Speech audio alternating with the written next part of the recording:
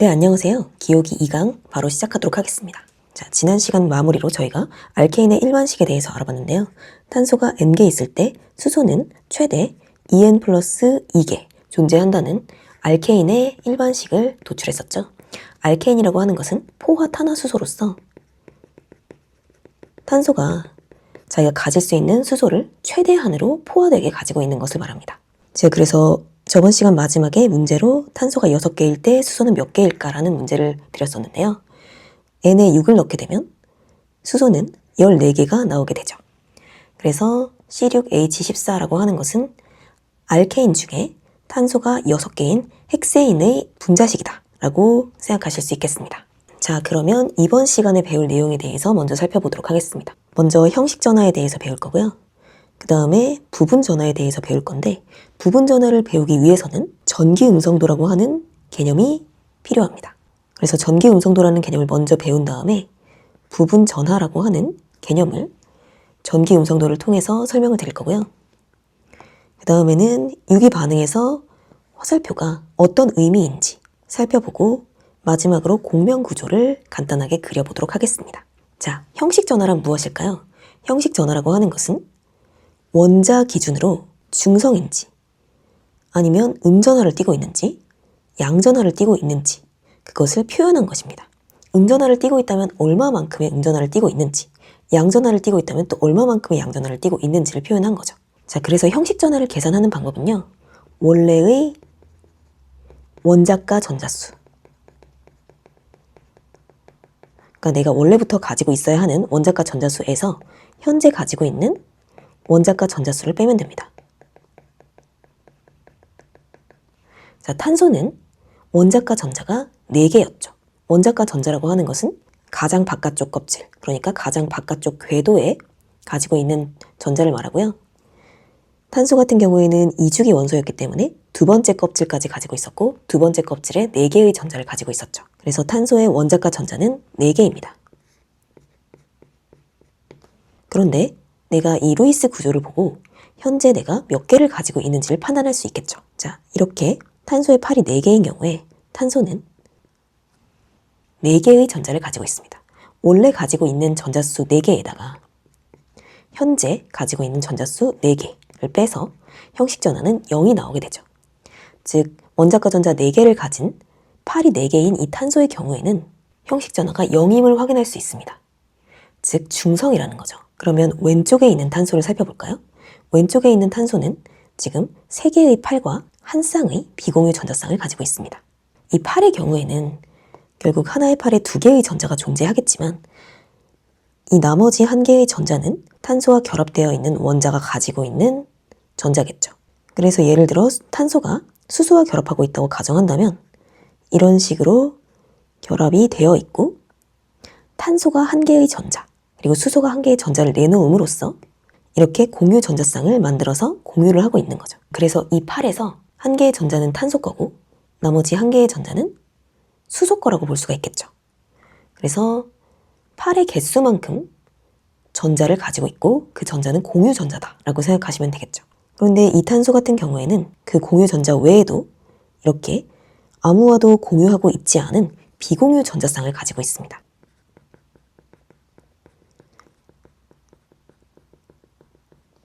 이 비공유 전자쌍은 탄소가 다른 원자와 공유를 하고 있는 전자쌍이 아니라 자기 혼자서 끌어안고 있는 전자쌍이죠. 그래서 이 비공유 전자쌍은 온전히 탄소의 것이다 라고 생각하시면 되겠습니다. 그래서 결론적으로는 저희는 이거를 LP라고 부를 겁니다. 론 페어라고 하는데요. 앞으로는 비공유 전자쌍을 LP로 쓰도록 하겠습니다. 그래서 탄소는 지금 3개의 팔 그리고 한 쌍의 비공유 전자쌍을 가지고 있기 때문에 총 5개의 전자를 가지고 있습니다. 원래 가지고 있어야 하는 원자가 전자인 4개에서 현재 가지고 있는 전자 수인 5개를 빼면 마이너스 1이라고 하는 형식 전하가 나오게 되죠. 그래서 왼쪽에서 탄소의 형식 전하는 마이너스 1이 됩니다. 그럼 오른쪽에서는 어떻게 될까요? 오른쪽에서는 탄소는 팔이 3개입니다.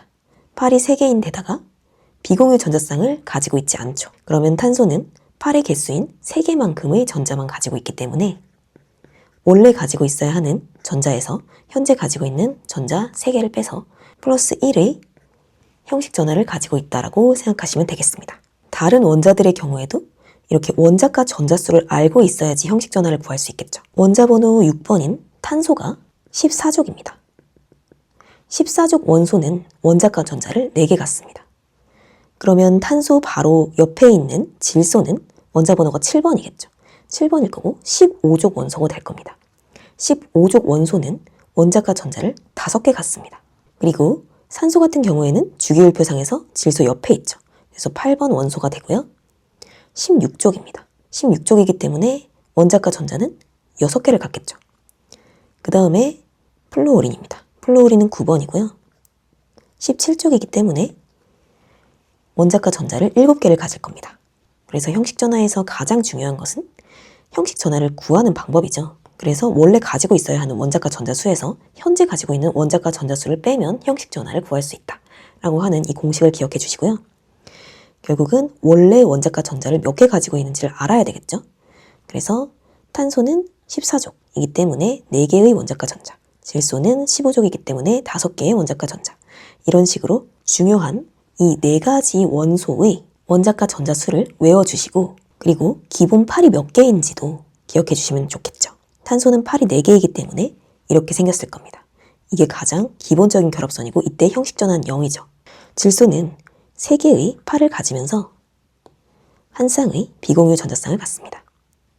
산소는 2개의 팔을 가지면서 2쌍의 비공유 전자쌍을 갖습니다. 플루오린 같은 경우에는 하나의 팔을 갖고 3쌍의 비공유 전자쌍을 가지고 있죠. 그래서 여기에서 또 하나의 패턴을 발견하신 분들이 있으실 텐데요. 결국 이렇게 밑으로 내려오면서, 즉 주기율표상에서 오른쪽으로 이동하게 되면서 팔은 한 개씩 줄어들고 대신 비공유 전자쌍이 한 쌍씩 늘어나는 것을 확인하실 수 있죠. 그래서 방금 발견하신 패턴을 통해서 이렇게 정상적인 결합의 모양을 외워주신 다음에, 그리고 나서 왼쪽과 오른쪽을 보시면 형식 전하가 0이 아닐 때 이 원소들이 어떤 모양을 하고 있는지가 보이실 겁니다. 자, 저희가 방금 이 네모 박스 안에 들어있는 기본적인 결합의 모양을 외웠기 때문에 이 기본적인 결합의 모양을 기준으로 하셔서 형식 전하를 판단해 주시면 되겠죠. 그래서 형식 전하를 판단하실 때는 팔에서는 한 개의 전자만 나의 전자다 라고 생각하시면 되겠고요. 이 점들은 비공유 전자쌍입니다. 비공유 전자쌍이기 때문에 싹 다 나의 전자다 라고 생각하시면 되겠죠. 결과적으로는 산소는 지금 6개의 전자를 가지고 있으면서 형식 전하가 0이겠죠.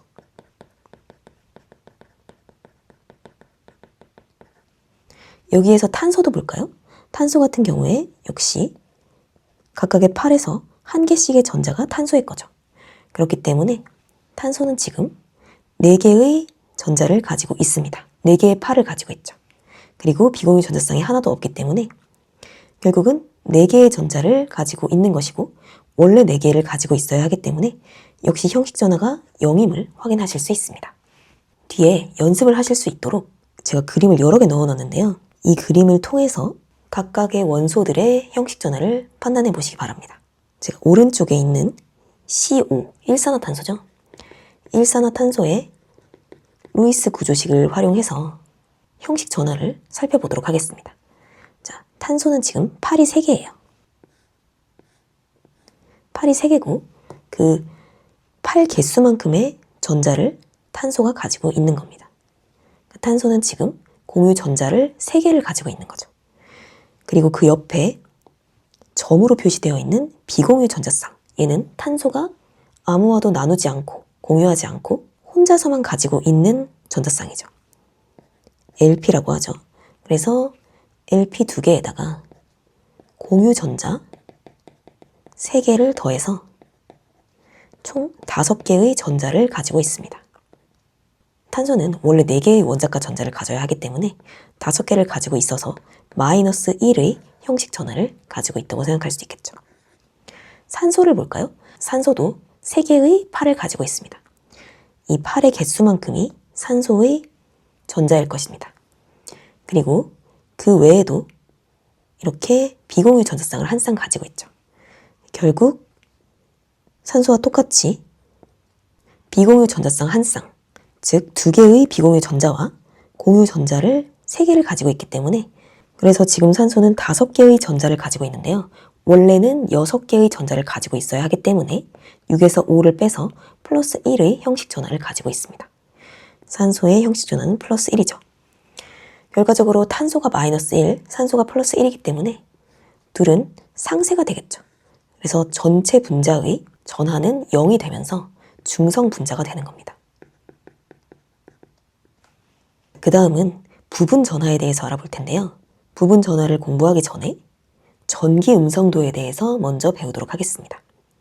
자, 전기 음성도는 지난 시간에 설명을 드렸지만 어떤 원자가 전자를 끌어당기는 능력이죠. 그 끌어당기는 능력을 숫자로 표현했다고 생각하시면 됩니다. 전기 음성도의 숫자가 크면 클수록 전자를 잘 끌어당긴다라고 생각할 수 있겠죠. 자, 여기 주기율표가 나와 있고요. 이 주기율표상에서 외워야 하는 숫자들을 제가 표시해 드리도록 하겠습니다. 자, 제가 표시한 이 5개는 반드시 숫자를 외워주시기 바랍니다. 탄소, 질소, 산소, 플루오린은 오른쪽으로 갈수록 플러스 0.5씩 더해서 계산해 주시면 되니까 쉽게 외우실 수 있겠죠. 그리고 수소는 2.1 또는 2.2로 외워주시면 됩니다.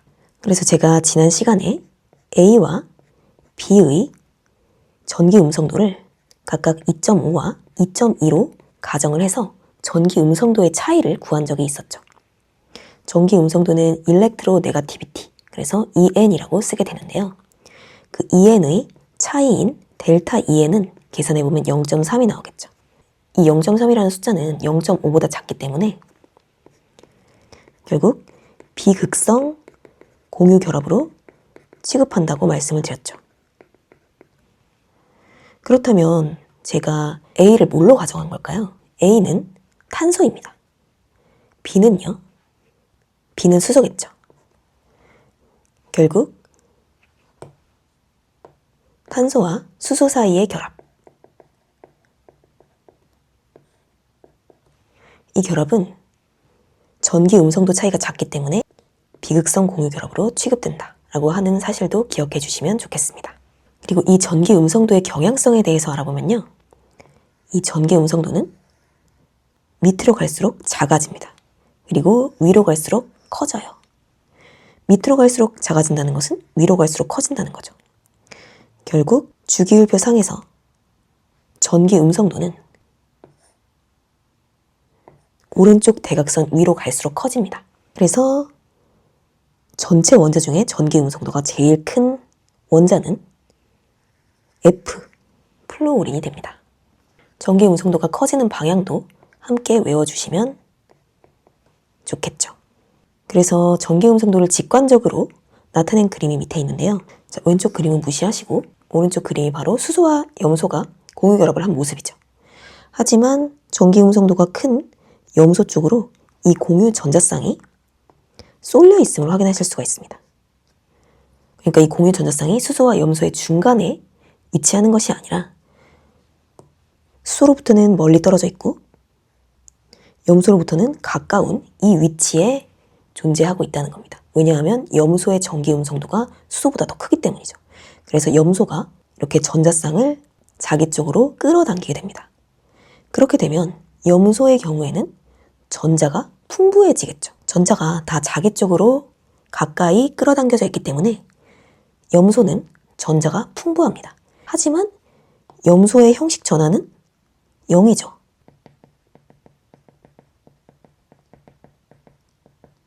수소의 형식 전하도 0입니다. 하지만 실제로는 전기 음성도가 큰 염소가 전자쌍을 자기 쪽으로 끌어당기고 있기 때문에 염소는 부분 음전하를 가지게 됩니다. 이 부분 음전하는 델타라고 하는 문자로 표현을 하게 되는데요. 델타 마이너스를 갖는다 라고 생각할 수 있겠죠. 그럼 수소의 입장에서는 전자쌍이 다 염소 쪽으로 쏠려 있기 때문에 부분 양전하를 가지게 됩니다.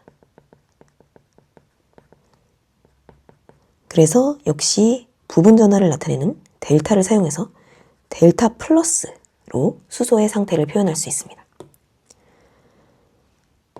그래서 염소는 델타 마이너스, 즉 부분 음전하를 가지고 수소는 델타 플러스, 부분 양전하를 가지고 있다라고 생각할 수 있겠죠. 그래서 저희가 전기 음성도와 부분 전하에 대해서 살펴봤는데요. 그래서 부분 전하를 구하기 위해서는 결합하고 있는 원자 둘 중에서 누가 더 전기 음성도가 큰지를 알아야 합니다. F의 전기 음성도 4.0이죠. H, 수소의 전기 음성도는 2.1 또는 2.2입니다. 전기 음성도가 큰 플루오린이 공유 전자쌍을 자기 쪽으로 끌어당기고 있을 테니까 플루오린에 부분 음전하가 걸릴 거고요. 수소는 자기 주변에 가지고 있던 전자쌍이 멀어지면서 부분 양전하를 띠게 되겠죠. 그 다음은 물이죠. 물 분자에 대해서도 똑같이 적용을 할 수가 있습니다. 물 분자에는 산소와 수소 간의 결합이 두 개가 있습니다. 산소와 수소 간의 결합에서 산소의 전기 음성도는 3.5입니다. 그렇기 때문에 2.1이나 2.2인 수소보다 산소의 전기 음성도가 더욱더 크겠죠. 그래서 산소가 공유 전자쌍을 자기 쪽으로 끌어갈 거고 부분 음전하를 띠게 될 겁니다. 산소에 델타 마이너스가 걸리는 거죠. 수소 같은 경우에는 부분 양전하, 즉 델타 플러스가 걸리게 될 겁니다. 이쪽 결합에서도 마찬가지겠죠. 그래서 이렇게 물에서 전기 음성도 차이로 인해서 나타나는 이 전하의 쏠림을 화살표로 표현할 수 있는데요. 이런 화살표로 표현을 하게 됩니다. 그래서 플러스 쪽에 이렇게 십자가로 표현을 해줘서 어느 쪽이 플러스고 어느 쪽이 마이너스인지를 이 화살표를 통해서 직관적으로 판단할 수가 있죠. 그래서 다음 시간에 자세히 배우겠지만 이 수소와 산소 간의 이 결합은 극성 공유 결합이 됩니다.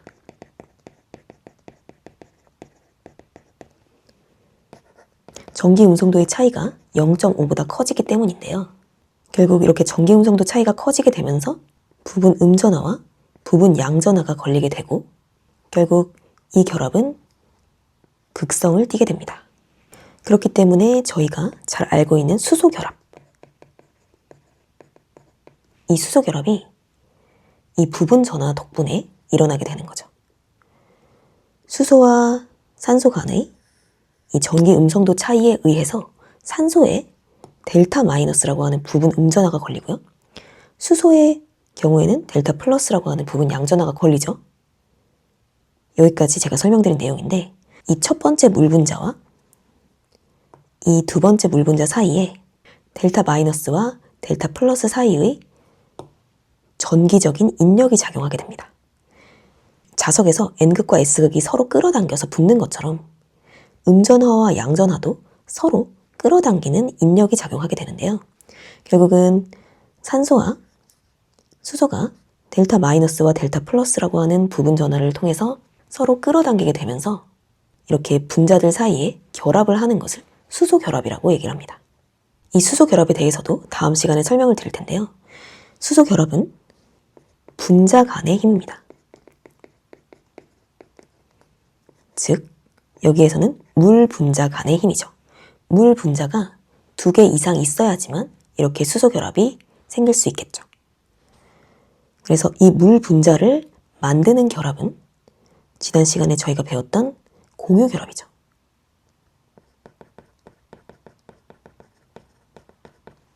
자, 첫 번째 물 분자를 분석해 보도록 하겠습니다. 첫 번째 물 분자에서 수소와 산소 간의 결합은 공유 결합입니다. 이런 공유 결합을 통해서 물 분자 하나가 만들어졌어요. 두 번째 물 분자도 마찬가지겠죠. 두 번째 물 분자는 수소와 산소 간의 공유 결합을 통해서 역시 만들어진 겁니다. 이렇게 공유 결합을 통해서 분자가 만들어졌으면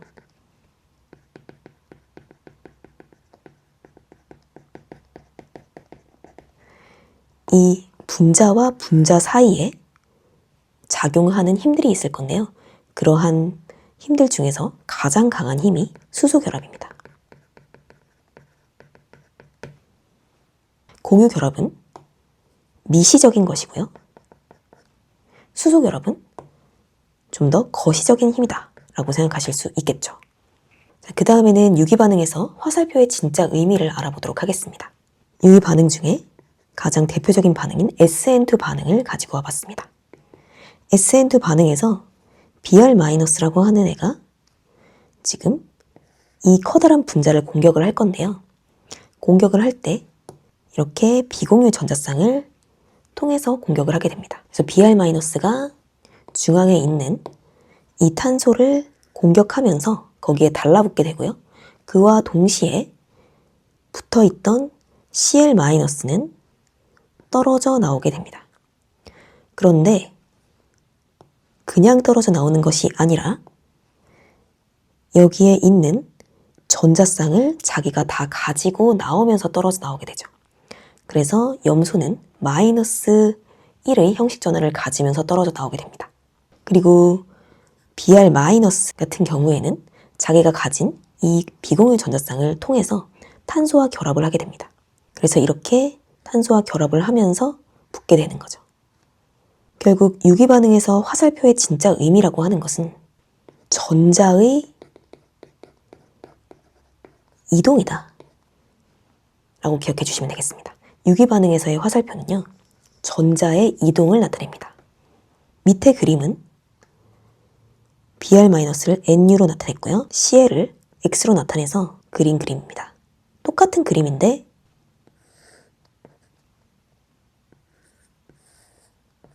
이렇게 일반식으로 표현했다고 보시면 되겠죠. 여기에서 말하는 NU라고 하는 것은요, 친핵체를 나타내는 문자입니다. 친핵체라고 하는 것은 말 그대로 핵과 친한 아이라고 생각하시면 돼요. 핵과 친하려면 어떻게 해야 될까요?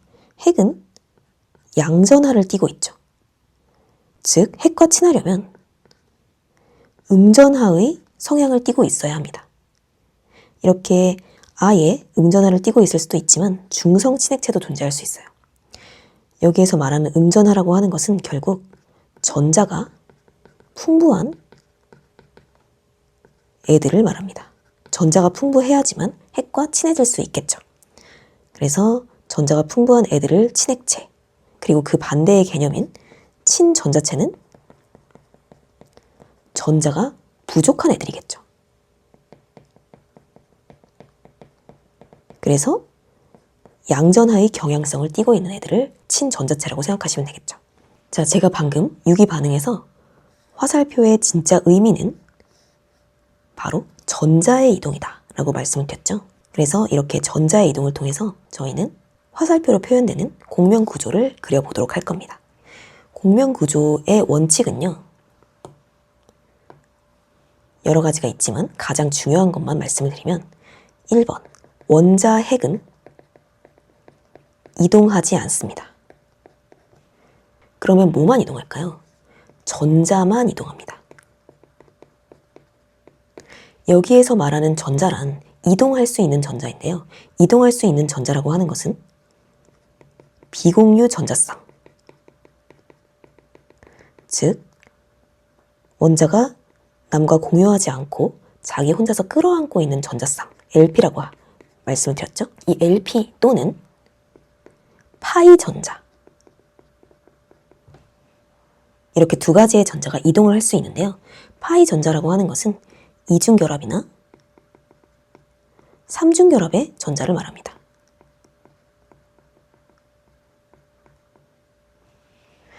자, 그러면 이 두 가지의 원칙을 이용해서 공명 구조를 한번 그려보도록 하겠습니다. 그리고 나서 최신 MD 기출을 한번 풀어보도록 할게요. 자, 그러면 제가 공명 구조를 한번 그려보겠습니다. 자, 공명 구조의 원칙은 원자 핵은 이동하지 않고 전자쌍만 이동할 수 있다고 했는데요. 전자쌍 중에서도 이동할 수 있는 전자쌍은 이러한 비공유 전자쌍이나 또는 파이 결합에 있는 전자쌍들이 이동을 할 수가 있습니다. 이 산소의 형식 전하는 지금 0입니다. 이 산소의 형식 전하가 0이기 때문에 이 산소에 전자를 몰아줄 거예요.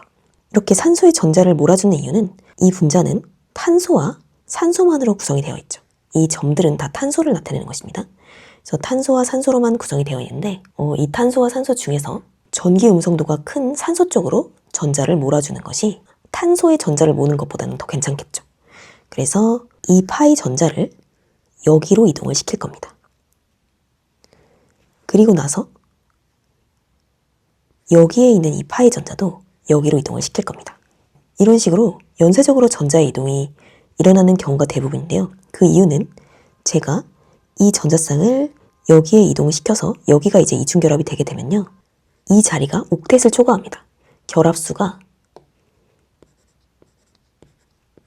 세어보시면 5개가 되기 때문에 이렇게 옥텟을 초과하는 구조는 존재할 수 없다고 말씀드렸죠. 탄소의 팔은 4개이기 때문에 5개의 팔을 가질 수 없다고 말씀드렸고요. 그렇기 때문에 이 전자쌍을 위로 올려서 옥텟을 초과하지 않는 구조를 만들어 주어야 하는 것입니다. 자, 처음 하시는 분들은 좀 어려울 테니까 제가 다시 한번 그려보도록 할게요. 이 전자쌍을 여기로 올릴 겁니다. 그러면 이 자리에 옥텟이 초과가 되기 때문에 여기에 있는 이 전자쌍도 여기로 올릴 겁니다. 그렇게 되면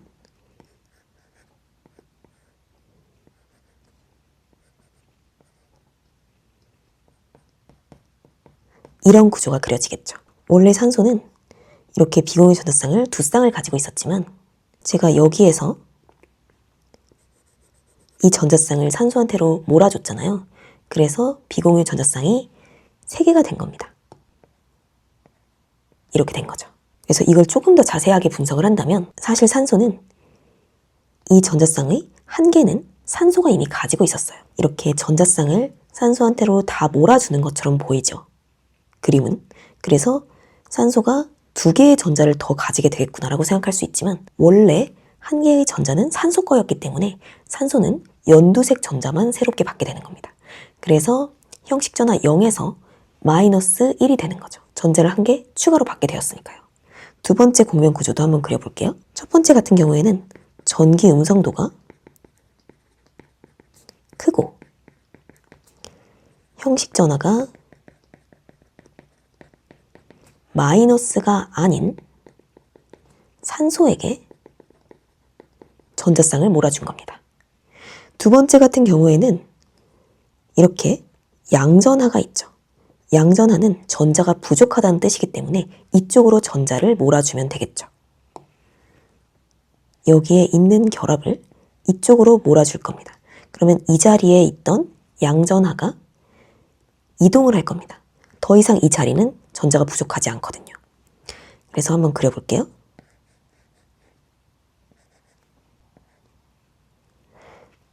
자, 아까 표시했던 이 자리는 방금 전자를 1개 새롭게 받게 되었죠. 전자쌍을 받는 것처럼 보이지만 이렇게 새롭게 전자 1개가 더 생긴 겁니다. 이 자리에는. 그러면 이 자리의 형식 전하는 0이 되면서 중성이 됩니다. 대신 결합이 줄어든 자리를 찾아보세요.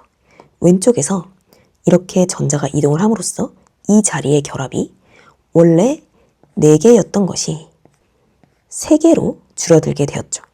그러면 이 자리는 결합이 부족해지면서 결국 전자가 부족해졌기 때문에 양전하는 여기로 옮겨가게 되는 거죠.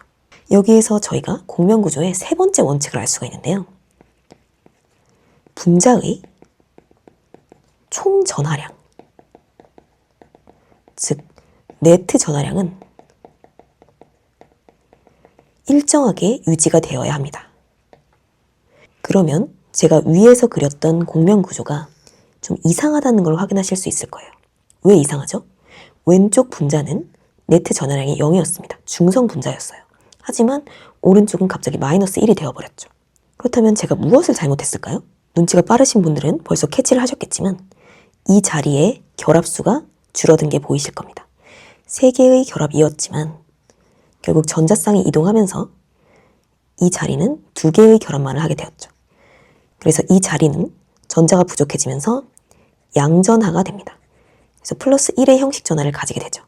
결국 산소에 마이너스 1이 걸리고 이 탄소에 플러스 1이 걸리기 때문에 네트 전하량은 0이 되어서 역시 중성 분자가 됩니다.